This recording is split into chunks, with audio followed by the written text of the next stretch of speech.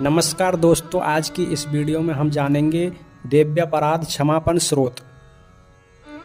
यदि पूजा पाठ में हमसे किसी भी प्रकार की गलती हो जाती है तो माता रानी से कैसे क्षमा मांगते हैं, क्षमा प्रार्थना कैसे करते हैं। माँ, न मैं मंत्र जानता हूँ न यंत्र, अहो मुझे स्तुति का भी ज्ञान नहीं है, न आह्वान का पता है न ध्यान का, स्रोत और कथा की भी जानकारी नहीं है, न तो तुम्हारी मुद्राएं जानता हूँ और न मुझे व्याकुल होकर विलाप करना ही आता है। परंतु एक बात जानता हूँ, केवल तुम्हारा अनुसरण, तुम्हारे पीछे चलना, जो कि सब कलेशों को, समस्त दुख विपत्तियों को हर लेने वाला है, सबका उद्धार करने वाली कल्याणी माता।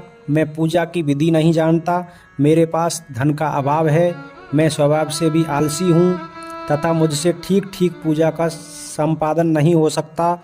इन सब कारणों से तुम्हारे चरणों की सेवा में जो त्रुटि हो गई है उसे क्षमा करना, क्योंकि कुपुत्र का होना संभव है किंतु माता को माता नहीं होती। माँ, इस पृथ्वी पर तुम्हारे सीधे साधे पुत्र तो बहुत से हैं, किंतु उन सब में मैं ही अत्यंत चपल तुम्हारा बालक हूँ। मेरे जैसा चंचल कोई भी बिरला ही होगा। सिवे मेरा जो यह त्याग हुआ है यह तुम्हारे लिए कदापि उचित नहीं है, क्योंकि संसार में कुपुत्र का होना संभव है किंतु कहीं भी माता को माता नहीं होती।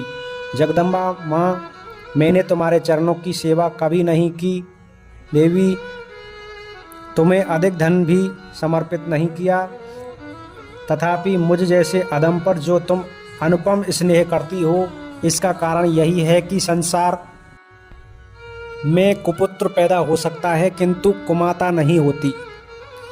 गणेश जी को जन्म देने वाली माता पार्वती अन्य देवताओं की आराधना करते समय मुझे नाना प्रकार की सेवाओं में व्यस्त रहना पड़ता था।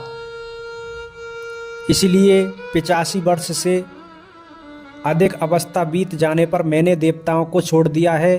अब उनकी सेवा पूजा मुझसे नहीं हो पाती। एतएव उनसे कुछ भी सहायता मिलने की आशा नहीं है। इस समय यदि तुम्हारी कृपा नहीं होगी तो मैं अवलंब रहित होकर किसकी शरण में जाऊंगा। माता अर्पणा, तुम्हारे मंत्र का एक अक्षर भी कान में पड़ जाए तो उसका फल यह होता है कि मूर्ख चांडाल भी मधुपाक के समान मधुर वाणी का उच्चारण करने वाला उत्तम वक्ता हो जाता है। दीन मनुष्य भी करोड़ों स्वर्ण मुद्राओं से संपन्न हो चिरकाल तक निर्भय विहार करता रहता है। जब मंत्र के एक अक्षर के श्रवण का ऐसा फल है तो जो लोग विधि पूर्वक जप में लगे रहते हैं उनके जप से प्राप्त होने वाला उत्तम फल कैसा होगा, इसको कौन मनुष्य जान सकता है।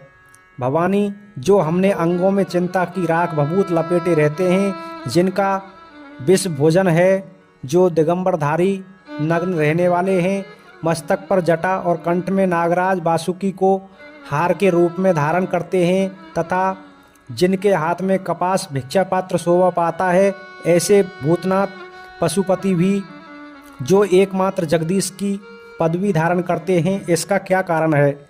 यह महत्व उन्हें कैसे मिला। यह केवल तुम्हारे पानी ग्रहण की परिपाटी का फल है। तुम्हारे साथ विवाह होने से ही उनका महत्व बढ़ गया है।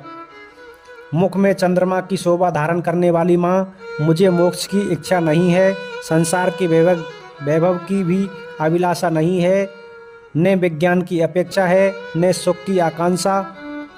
अतः तुमसे मेरी याचना है कि मेरा जन्म इंद्रानी, रुद्रानी, शिवे, भवानी इन नामों का जप करते हुए बीते। माँ श्यामा, नाना प्रकार की पूजन सामग्रियों से कभी विधि पूर्वक तुम्हारी आराधना मुझसे न हो सकी। सदा कठोर भाव का चिंतन करने वाली मेरी वाणी ने कौन सा अपराध नहीं किया है, फिर भी तुम स्वयं ही प्रयत्न करके मुझ अनाथ पर किंचित कृपा दृष्टि रखती हो। माँ, यह तुम्हारे ही योग्य है। तुम्हारे जैसी दयामती माता ही मेरे जैसे कुपुत्र को भी आश्रय दे सकती है। माता दुर्गे, करुणा सिंध महेश्वरी, मैं विपत्तियों में फंसकर आज जो तुम्हारा स्मरण करता हूँ, पहले कभी नहीं करता रहा। इसे मेरी सटता न मान लेना, क्योंकि भूख प्यास से पीड़ित बालक माता का ही स्मरण करते हैं। जगदम्बा, मुझ पर जो तुम्हारी पूर्ण कृपा बनी हुई है इसमें आश्चर्य की कौन सी बात है? पुत्र अपराध क्यों न करता जाता हो, फिर भी माता उसकी अपेक्षा नहीं करती। महादेवी, मेरे समान कोई पात की नहीं है और तुम्हारे समान दूसरी कोई पाप हारनी नहीं है। ऐसा जानकर जो उचित जान पड़े वह करो। बोले माता दुर्गे भवानी की जय।